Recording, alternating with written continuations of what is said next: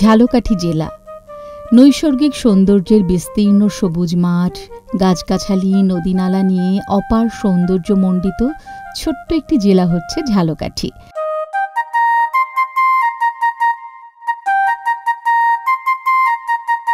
মানুষের স্বাধীনচেতা মনোভাব, নিজস্ব সংস্কৃতির উজ্জ্বল ইতিহাস এবং অন্যদিকে ব্যবসা বাণিজ্যের কেন্দ্রবিন্দু এবং প্রাকৃতিক বৈচিত্র্যে ঝালকাঠি জেলা বৈশিষ্ট্যপূর্ণ। বাংলাদেশের প্রধান নদী পদ্মা, মেঘনা ও আড়িয়াল খাঁর কয়েকটি শাখা নদী এ জেলার উপর দিয়ে বয়ে গেছে। ঝালকাঠি জেলাটি পদ্মা ও মেঘনার পলল ভূমি দ্বারা সৃষ্টি।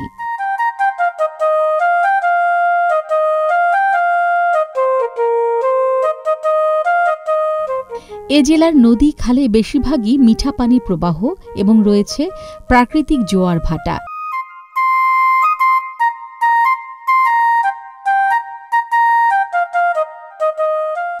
বহু সুখ, দুঃখ আর গৌরবের ইতিহাস এই ঝালকাঠিতে। কেননা পর্তুগিজদের লুণ্ঠন, হত্যাযজ্ঞ, ব্রিটিশদের অত্যাচার আর পাক বাহিনীর হত্যাযজ্ঞের বিরুদ্ধে প্রতিরোধের গৌরবময় ইতিহাস বহন করেছে ঝালকাঠি।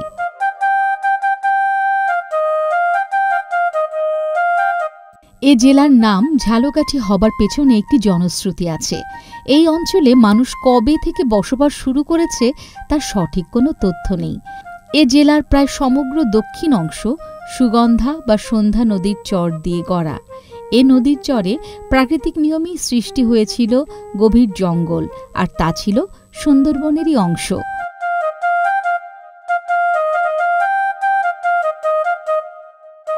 এই এলাকায় নদীতে ভেসে ভেসে মাছ ধরতে গিয়ে মানুষ জীবনের প্রয়োজনে জঙ্গল কেটে তৈরি করে আবাসভূমি আর ফসলের মাঠ। ওই সময় সুগন্ধা নদীর দক্ষিণ পাড়ে একই গ্রামে বসবাস করত একদল কৈবর্ত জেলে।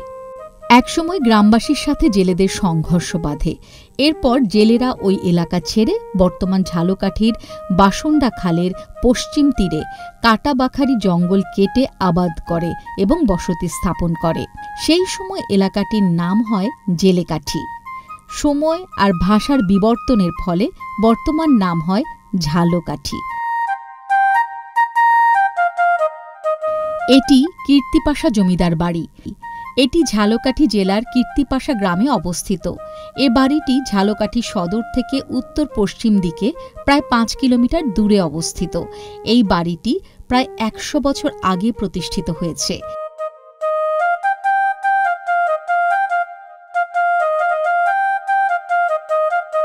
বিক্রমপুরের জমিদারের বংশধরের কিছু অংশ 19 শতকে প্রায় শেষ সময়ে ঝালকাঠি জেলায় কীর্তিপাশার জমিদার বাড়িটি প্রতিষ্ঠা করেন।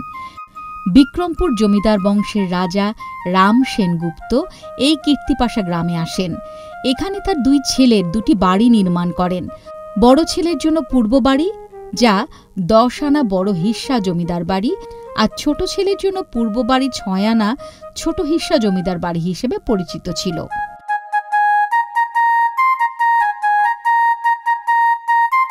ছোট ছেলের জমিদার বাড়িটি অনেক আগেই ধ্বংস হয়ে গেছে, আর বড় ছেলের জমিদার বাড়ি এখনও কিছু অংশ টিকে আছে।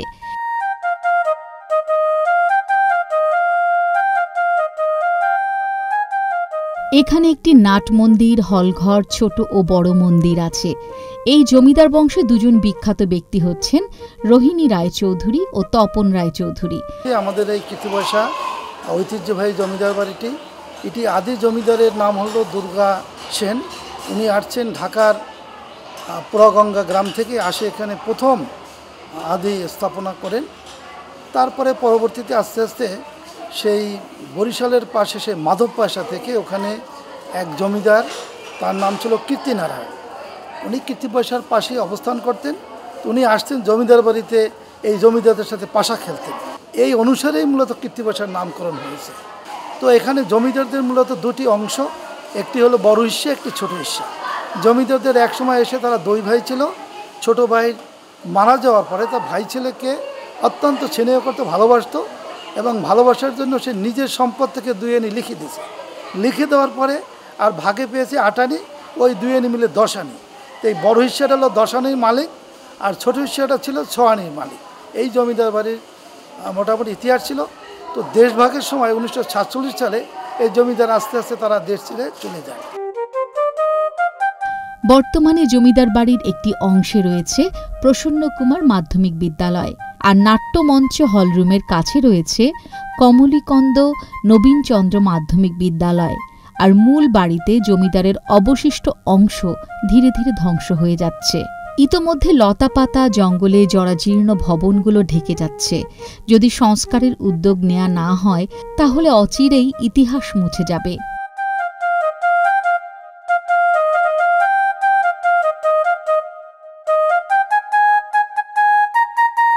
শেরেবাংলা A.K. ফজলুল হকের জন্মস্থান। এটি সাতুরিয়া জমিদার বাড়ি, রাজাপুর, ঝালকাঠি। এটি একটি সংরক্ষিত পুরাকীর্তি। এই বাড়িতে 1873 সালে 26শে অক্টোবর বাংলার বাঘ হিসেবে খ্যাত শেরেবাংলা A.K. ফজলুল হক জন্মগ্রহণ করেন।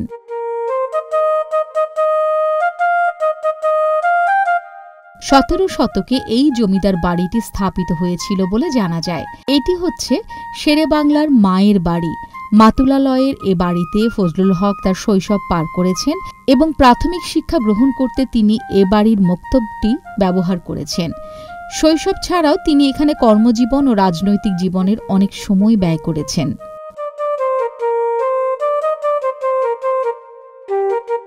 পুরো জমিদার বাড়িটি 100 একর জমির উপর প্রতিষ্ঠিত। জমিদার বাড়িটি ঘিরে রয়েছে পুকুর, বাগান ও কয়েকটি ভবন। মোঘল স্থাপত্য শৈলীতে তৈরি মূল কম্পাউন্ডটি 3টি ভবনের সমন্বয়ে গঠিত। প্রতিটি ভবনের দেয়ালে মুঘল শৈলীতে বিভিন্ন নকশা করা হয়েছে। শেরেবাংলার নানা বাড়ি যেখানে উনি জন্মগ্রহণ করছে, জন্মস্থান, সেখানেই আমরা দাঁড়িয়ে আছি। সেই বাড়িটা পরিত্যক্ত অবস্থায় পড়ে আছে, সেখানে কোনো ডেভেলপের কাজ হচ্ছে না এবং সেই স্মৃতি হারিয়ে যাচ্ছে। আমাদেরও উচিত সকলে মিলে এই ঐতিহ্যকে ধরে রাখা। বর্তমানে বাড়িটি প্রায় ধ্বংসের দ্বার প্রান্তে। বর্তমানে এ জমিদার বাড়িতে শেরেবাংলার স্মরণে শেরেবাংলা স্মৃতি পাঠাগার সহ বেশ কিছু প্রতিষ্ঠা করা হয়েছে।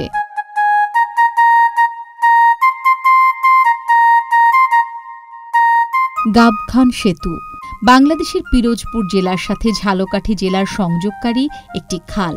এটি গাবখান নদী নামেও পরিচিত।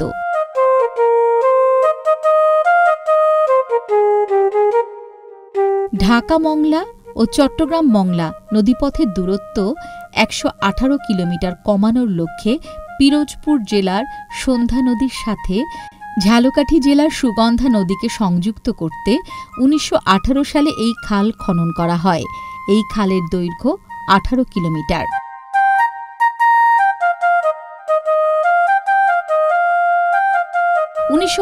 সালে মংলা বন্দর প্রতিষ্ঠার পর চ্যানেলটি আন্তর্জাতিক নৌপথ হিসেবেও ব্যবহৃত হচ্ছে।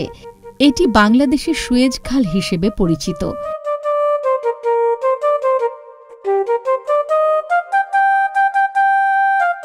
এই কৃত্রিম জলপথের উপর 2002 সালে বাংলাদেশের উচ্চতম পঞ্চম বাংলাদেশ চীন মৈত্রী সেতু নির্মিত হয়, যে সেতুটি গাবখান সেতু নামেও পরিচিত।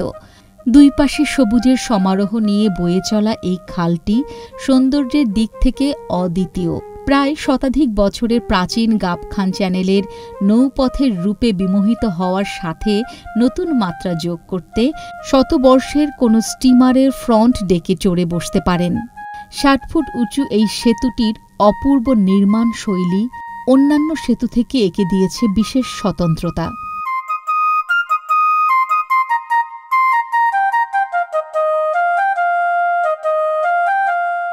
ভীমরুলি ভাসমান বাজার ও এশিয়ার বৃহত্তম পেয়ারা বাগান। বরিশাল বিভাগের ঝালকাঠি ভাসমান পেয়ারা বাগান জল, জমি আর মানুষের জীবনের অনন্য মিলন কথা।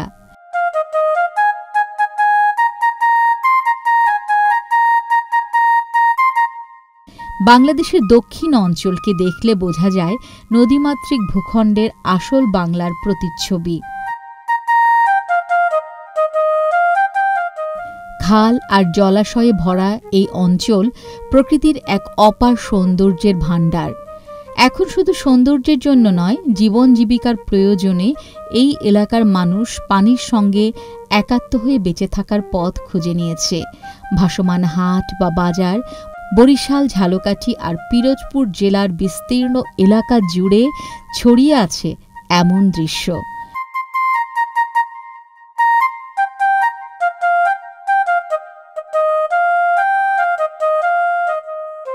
বর্ষার মৌসুমে যখন নদী খাল পানিতে উপচে পড়ে, তখন পুরো অঞ্চল যেন এক বিশাল পানির রাজ্যে রূপ নেয়।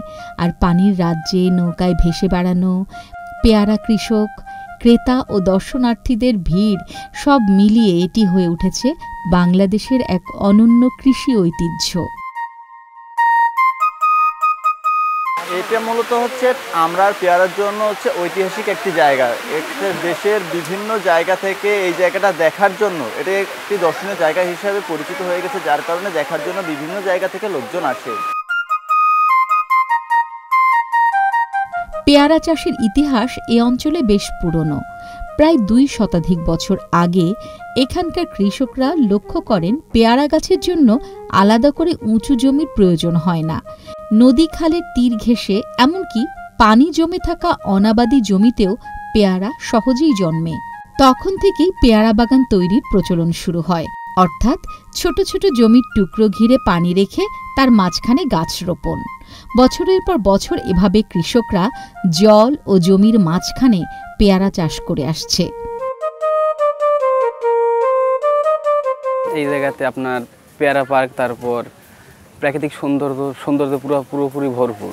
তারপর এই জায়গা তো অনেক পর্যটক আসে, দেশের বিভিন্ন স্থান থেকে পর্যটক আসে অনেক দেখার জন্য, সৌন্দর্য উপভোগ করতে। এই জায়গা ভাসমান পেয়ারা বাজার আছে, তারপর আমরা লেবু সব কিছুর জন্য এই স্থানটা একদম বিখ্যাত। 1980 থেকে 90 দশকের দিকে ভাসমান পেয়ারার বাগান ব্যাপক জনপ্রিয়তা পেতে শুরু করে। একদিকে জমির সংকট, অন্যদিকে বাড়তে থাকা বাজারের চাহিদা কৃষকদের পেয়ারা চাষে উৎসাহিত করে। এছাড়া পেয়ারা একটি দ্রুত ফলনশীল ও লাভজনক ফল। একবার গাছ লাগালে অল্প দিনের মধ্যে ফল দেয় এবং তা অনেক বছর ধরে চলে। ভাসমান পেয়ারা বাগানের আসল সৌন্দর্য ধরা দেয় বর্ষা মৌসুমে। তখন খাল, নদী, জলাশয়ের পানিতে একাকার হয়ে যায়। কৃষকেরা ভোরবেলায় নৌকায় করে বাগান থেকে ঝুড়ি বোঝাই করে পেয়ারা তুলে আনে। আমি অনেক শুনেছি যে পেয়ারা বাগান অনেক সুন্দর দেখতে। আমি আজকে প্রথম আসছি। আমার কাছে পেয়ারা বাগান খুবই সুন্দর লাগতেছে। এটা হচ্ছে ভীমরুলি পেয়ারা বাগান। এখানে ভাসমান পেয়ারা বাজার আছে। হ্যাঁ, এখানে আপনার না আসলে বোঝা যাবে না যে এখানের যে এত সুন্দর একটা সৌন্দর্য। পেয়ারা বাগান, একদম গাছ থেকে ছিঁড়ে পেয়ারা খাচ্ছি, খুবই সুস্বাদু পেয়ারা। এটার যে একটা আনন্দ, এই আনন্দটা আসলে ভাষায় প্রকাশ করার মতো না। এটি ভীমরুলি ভাসমান বাজার। ভাসমান পেয়ারা বাগানের সাথে 20,000 পরিবার সরাসরি জড়িত। এই পরিবারগুলো পেয়ারা সহ নানান জাতের সবজি কেনাবেচা করতে নির্ভর করতে হয় ভাসমান হাট বা বাজারের উপর।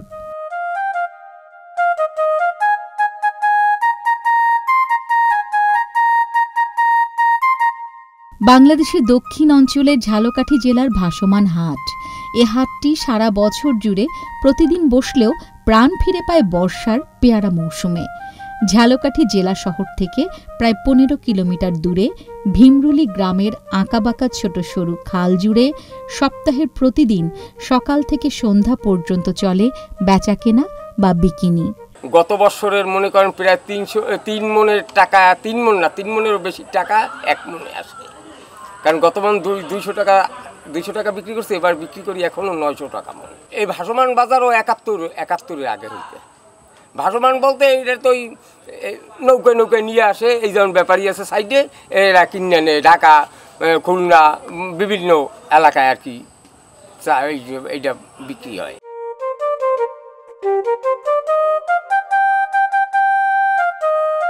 বিক্রেতারা এখানে খালে খুঁজে বেড়ায় ক্রেতা, আর পাইকাররা বড় বড় ইঞ্জিন নৌকা নিয়ে বাজারে আসেন। ছোট ছোট নৌকা থেকে পেয়ারা কিনে ঢাকা কিংবা অন্য কোনো বড় শহরে চালান করে দেন তারা। ভীমরুলি ভাসমান হাট বসে একটি মোহনায়। 3 দিক থেকে 3টি খাল এসে মিশেছে এখানে।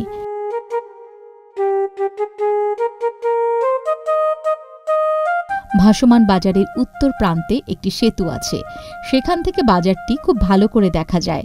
আকর্ষণীয় দিক হলো এখানে আসা সব নৌকাগুলোর আকার আর ডিজাইন প্রায় একই রকম মনে হয়, যেন একই কারিগরের তৈরি সব নৌকা। সকাল 9টা থেকে দুপুর 12টা পর্যন্ত প্রতিদিন থাকে বাজার, কোনোদিন বন্ধ নাই। নৌকার হাটে জীবনের কোলাহল, সবুজে সবুজ ভরা ভীমরুলি ভাসমান বাজার, প্রকৃতির মাঝে এক দারুণ অভিজ্ঞতা।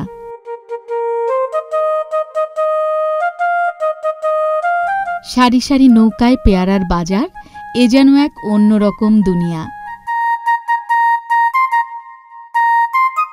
জলপথের এই বাজারে দেখা মিলবে শত শত নৌকা আর ফলের পসরা, যা আপনাকে মুগ্ধ করবে।